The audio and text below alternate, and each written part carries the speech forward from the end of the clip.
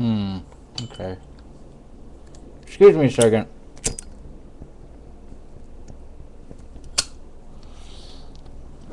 Hello, YouTube. Hello, Jeff and Caroline. I think, well, I know Caroline is your name, Caroline, and I think Jeff is your name, Jeff. If I have that incorrect, please correct me. I think I got it off your website and off of YouTube. And I think it's important that we talk using real names. It's easier sometimes in the fast type response in YouTube to use sign-on names, but I feel like since this discussion is taking a more personal turn than I intended it to take, I feel like we could at least call each other by our first names. And in case you have forgotten, my name is Mick. So, in response to my other response,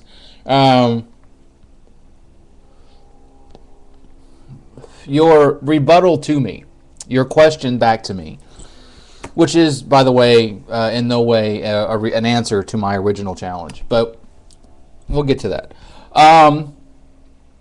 was to ask me if I had considered why people had given up on me, because I had pointed out in a video that you were one along the line. In order to answer that, I feel like I need to, first of all, mention all the people who have not given up on me. My family, my wife, Melissa, loves me very much, and she supports me in my endeavors.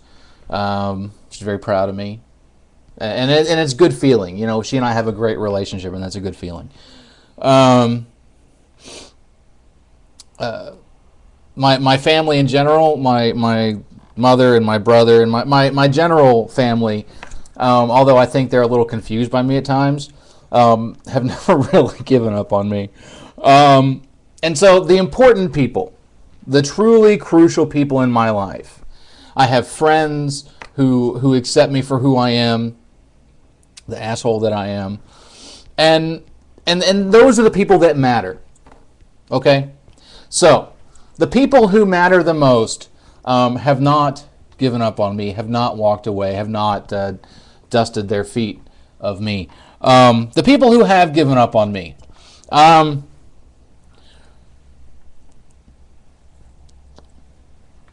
Well, you and them have a lot in common. Many of the people that I grew up around in church, not so much the kids, because to be honest, I wasn't a very social child, and so I didn't have a lot of friends. The few friends I did have were equally not very social.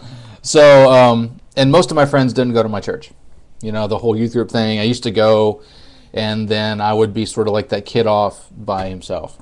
But when I was younger, because I've mentioned in videos before that I had a very intense religious phase when I was a teenager, and as a child and a teenager. And but there was a point my senior year in high school, actually, when certain events transpired, and I began to question all of those things more intensely. And the thing that actually brought on the ultimate, like the ultimate of me questioning my lack of faith, and to start looking at myself a little bit more honestly, was the death of my father. And please understand, I was not mad at God for my dad dying. My dad was sick for a very long time, and so him dying was sort of, I think, good for him because he was not in pain anymore. But what made me question was people's response. So not only his being sick, because they would shake my hand and they would say, "Mick, we're praying for you. We're praying for your dad." All very polite things to say. And then they would say things like, "Well, we're expecting a miracle." And again, I think sometimes when dealing with extreme illness or imminent death, people don't always know what to say. So they choose the wrong things to say. And a miracle, maybe his dying was, well, like I said, it was, I think, generally good for him. He was, had he survived, he would not have lived a life, I think, that would have been satisfactory to him. he would have been much more dependent than I think he would have liked to have been. Well, that made me question, first of all, people's reactions, and then after he died and after the funeral, and I was going about mourning in my own way. All of these people, these godly people, had absolutely no clue what I was going through. And it hit me. It affected me very deeply when my dad died, because up to that point in my life, my dad was kind of my world. I looked up to him a lot. I was kind of a little bit of a copycat, I think. I wanted to be just like him. He was sort of like everything to me that typified what it meant to be a guy, what it meant to be a man. And I wanted so much to be like him that I think I was just sort of like a little mini-me for him, I think, at times. So much so that I think it took me a long time to really come to terms with myself. Because it was much easier to look at myself through the prism of his eyes, of his perspective, than to look at myself through my own eyes. And once I started questioning, I started to pull away, as I think is natural. And whenever I would approach people with questions, I would go to church. I went to my preacher, to my youth minister. I went to church elders and deacons, and I would ask them fundamental questions about life in the Bible, and they would give me some pithy comeback, much like you do, and tell me to be on my way.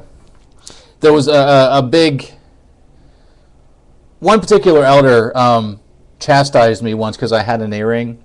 It wasn't even a real earring. It was a metallic earring. I was such a little chicken shit, because if I had actually pierced my ear at that point, my dad would have had a fit. But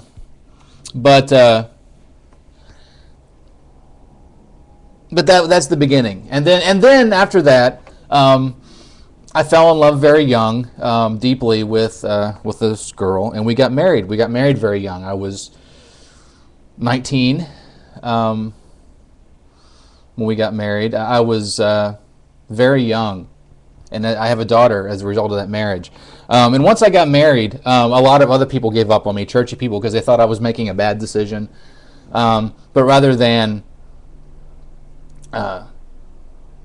take some other tact, they washed their hands of me. They dusted their feet of me. And the marriage didn't work for a variety of reasons. We were too young, and we really didn't go into the marriage, I think, with open eyes. And after my marriage, my first marriage disintegrated, I proceeded to deal with my anger and my self-loathing in some very unhealthy ways. And at that point, anybody from my former, churchy life who hadn't given up on me, at that point they did, because they saw me as this sort of drunken, drug-taking guy who ran around with dangerous people, who looked dangerous. I had a lot of hair and my face and my beard, and I looked, I guess, to some people who don't know any better, I guess I looked very scary. And then they gave up on me. Now, during this whole time, I should point out,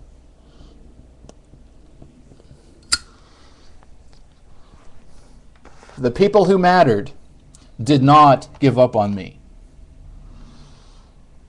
People who like talking about things, who enjoy the exchange of ideas, or who just accept people for who they are. And Jeff, Caroline, as nice as you all seem to be, it occurs to me that you are not the kind of people who accept people for who they are.